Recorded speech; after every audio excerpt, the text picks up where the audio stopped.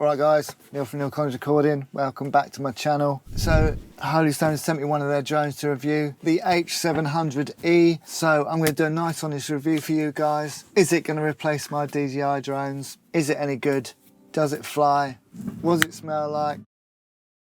No, that's not going to be one of them. I'm just going to give it a go, test out all the functions. It's a £250 drone, under $300. So I'm interested to see what you get for that sort of price. So let's check it out. It comes in this really nice little bag. Undo the bag, flip it up. Okay, you've got your protective cover on the top. Then underneath that, we have the actual drone itself. So the weight of this thing is 557 grams, about 20 ounces. So it's fairly light. So you get the drone itself, you get two batteries, you get the controller, and you get the charging cables. You also get two sets of props in this little zipper. So let's get the drone out, put the props on. Okay, so the battery just slots into the back of the drone. As such, you've got your camera on the front, and then you've got your controller, okay, which just flips out.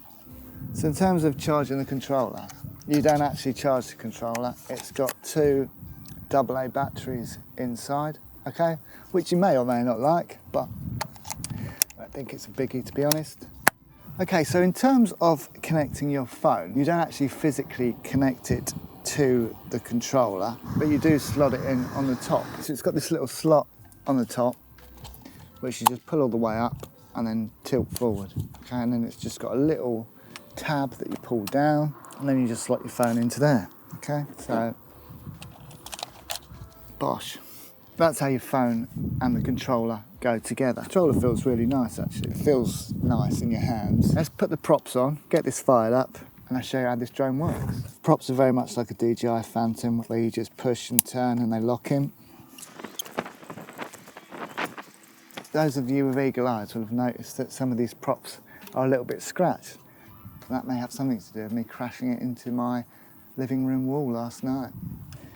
Trying to be clever, testing it out indoors. You should never really do that. I hadn't taken the stickers off the sensors, so it just flew into the wall.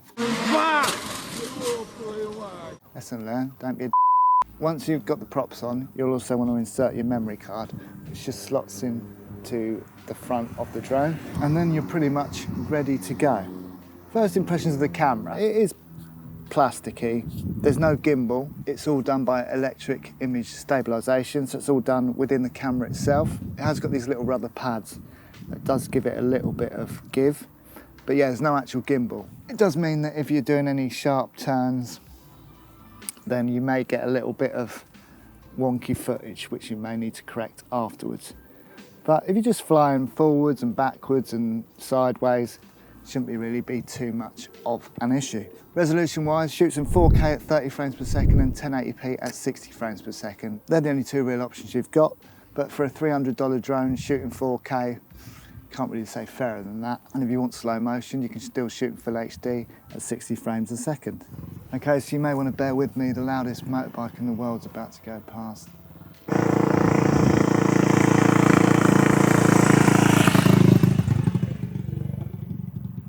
Told you. So when you've got the props on, the first thing you're going to want to do is power on the controller, okay? And you do that holding down the lock button and switching this switch to the right. Okay, and it'll beep, and now it's on. And then you'll get the initial screen. Now, most of this screen, you're not going to really be using. It'll be on the actual app itself, okay? But this is what your screen will look like. You'll then want to power your drone on, which you just do by pressing and holding the button on the back.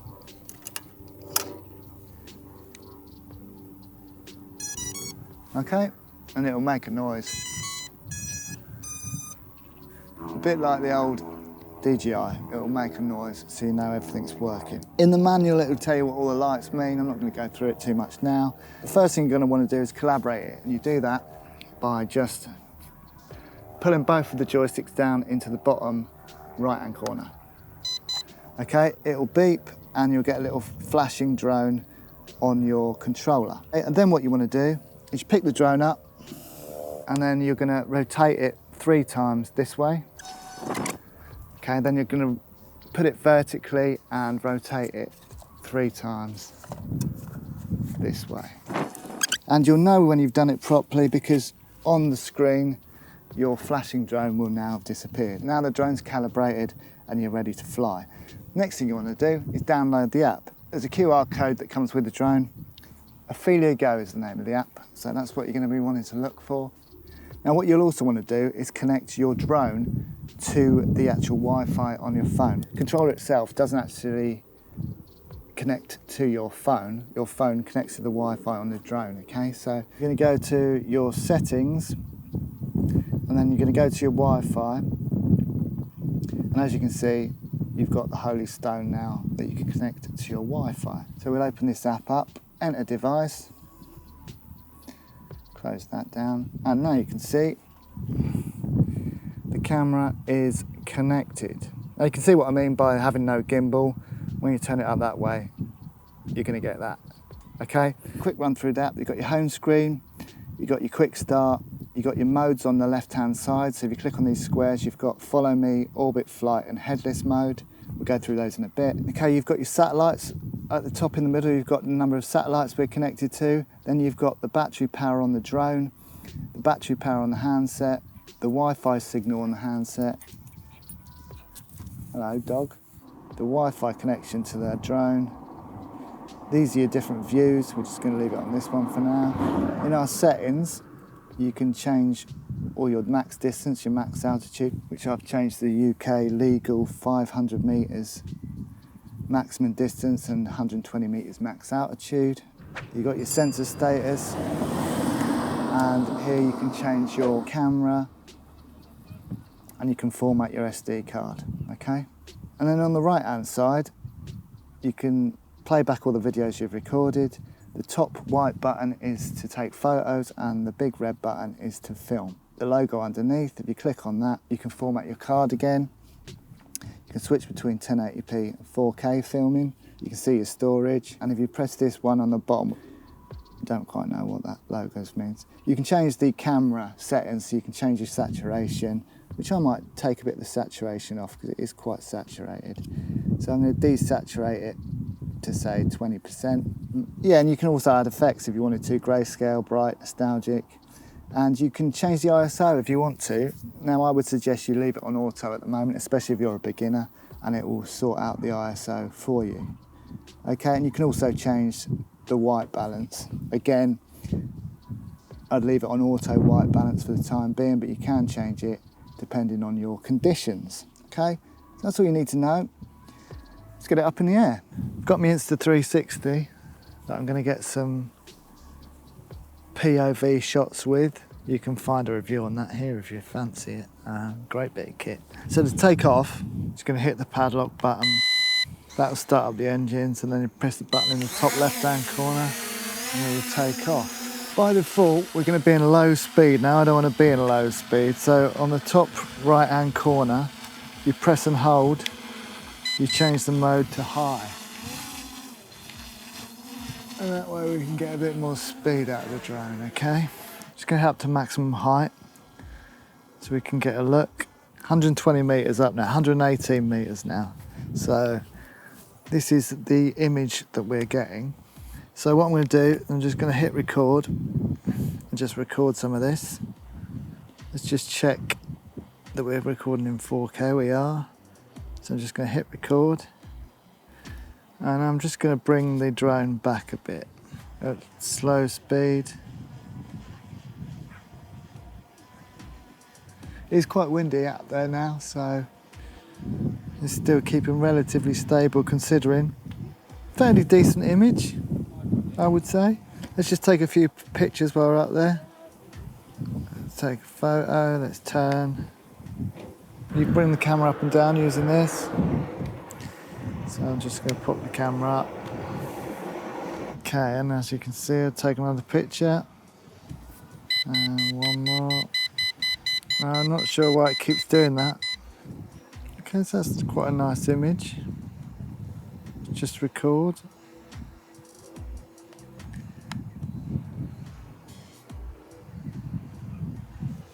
So what we're going to do is going to hit the 4 squares, and we're going to hit orbit flight and then swipe to the right and watch this. It should just orbit round me. Which it is. It seems quite sturdy. There's a bit of juddering on the actual screen itself, but that might be more to do with the live view than anything else. Now it is going a bit skew-if because it is going quite fast because I've got it on fast mode.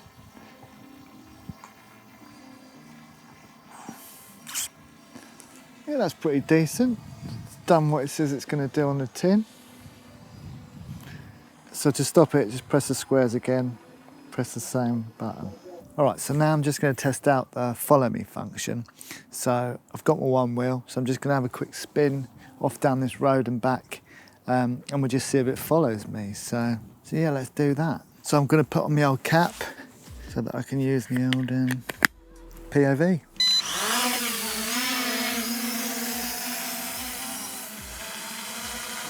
So we'll just hit the square, follow me, swipe right, off we pop. See what happens. Just point the camera down a little bit. So there's me. Just need to point the camera down.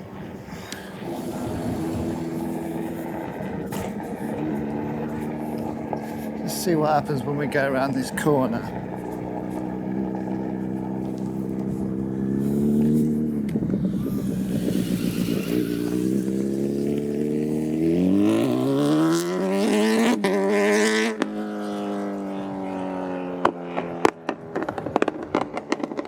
Still following me nicely at the moment.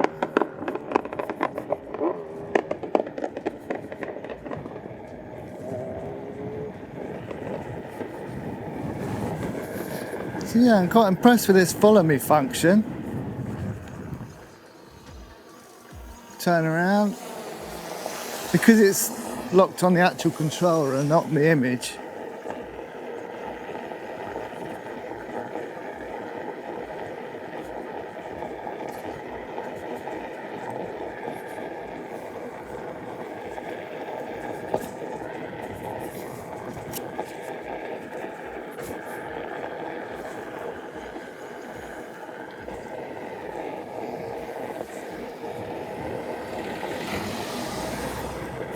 yeah, I'm going quite fast and it's still locked on nicely.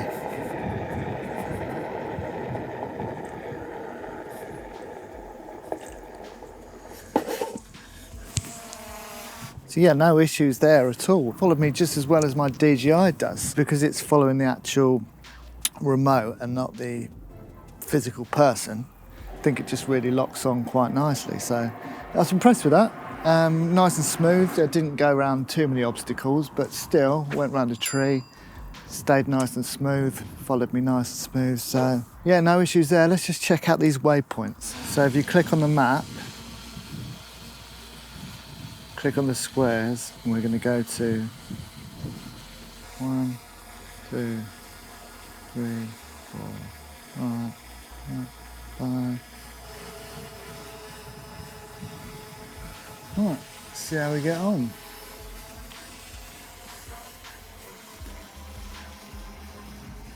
So we're heading to 1.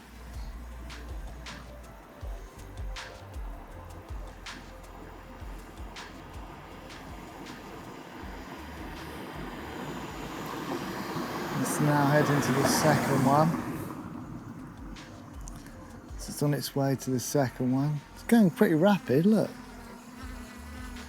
Nice and smooth.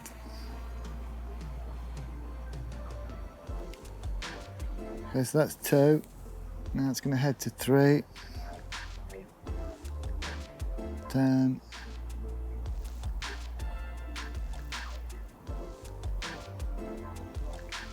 Head into the third waypoint.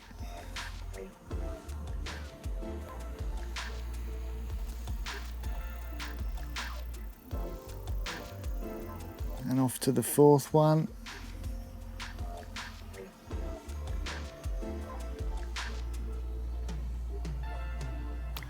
fifth one, which is all the way over here. I'm impressed with this. It hasn't. It's bang on.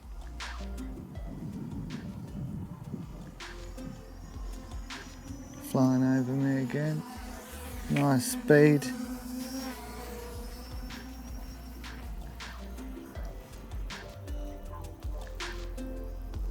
Cool, that's all done. So yeah, I'm just gonna do some low level flying just to see how the camera acts, and then that'll be it. That'll be the test over. I'll give you my verdict. Well, that's pretty stable, I think.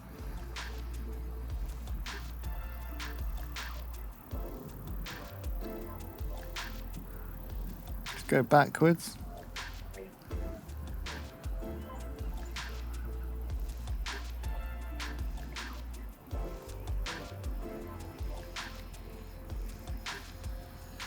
Same with backwards.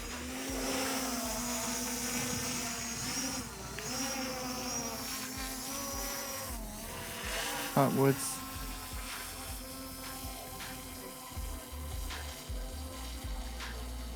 Right, let's land it and give you my verdict.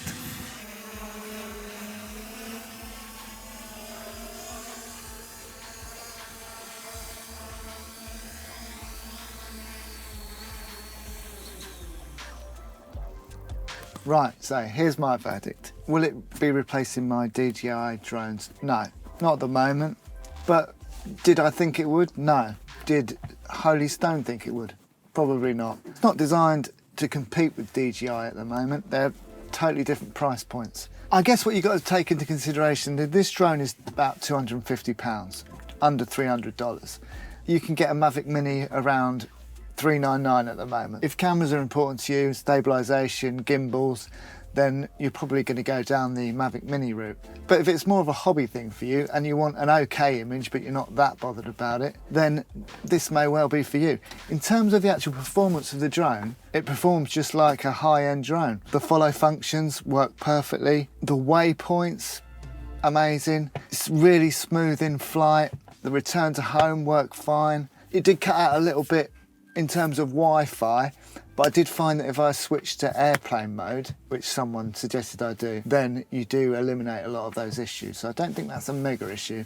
I was really impressed. I didn't expect it to perform as well as a high-end drone. So in that respect, thumbs up. It's just the camera really. The actual image isn't too bad. It's more the actual camera itself, because it hasn't got a gimbal and it relies on its electronic image stabilisation, which is pretty good. When you're flying around, it's never gonna have the same stability and smoothness as a gimbal. So if you're wanting nice, smooth, filmic, cinematic shots, it's quite difficult to get them with this drone. You can get some nice, smooth shots if you're just going forward, backwards, side to side. You can get some smooth shots, and with a bit of post, you can make it look even smoother. If you're using it for photography, you've seen the images, it takes a nice image. So in that respect, it might well be the drone for you. For the price point, £250, I think it's pretty good. If the camera's filming quality isn't your primary purpose for buying the drone, if you're more of a hobbyist, just want it for photography, for social media, then this may well be the drone for you. 250 quid and you get yourself a decent drone. If you're looking to make cinematic drone films, then this probably isn't going to cut it. But I think Holystone knows that. They're not trying to compete with DJI and the other bigger drone manufacturers. They're trying to corner a different area of the market. If you're not interested in this type of drone with the legs and you want something a bit more sporty, they've got plenty of other drones. The H720, I think it's called, is a bit more like the Mavic Air, sort of with the flip out arms. So have a look on the website and see if there's something that interests you. But I think that's a fair review of the drone. It's not going to replace my DJI drones, but I have enjoyed using it. And I really like the controller as well. I thought the controller was really intuitive. The app worked perfectly. There was a Wi-Fi dropping out, but like I said, when I put it in airplane mode, it didn't seem to do it. That might just be what you need to do. I've only really used DJI drones before, so it's nice to use something different and see how they compare. And like I say, the actual performance of the drone itself, I thought was tickety-boo. So thanks to Holystone for sending me the drone to review. I hope you guys have enjoyed it and found it useful. If you have, please do give it a thumbs up. Leave me a comment below. Let me know if you've used or own a Holystone drone. And if you're not already, please do consider subscribing to the channel, because I'd like you to, and I think you'll enjoy it. So that's it for this one. Catch you in the next one.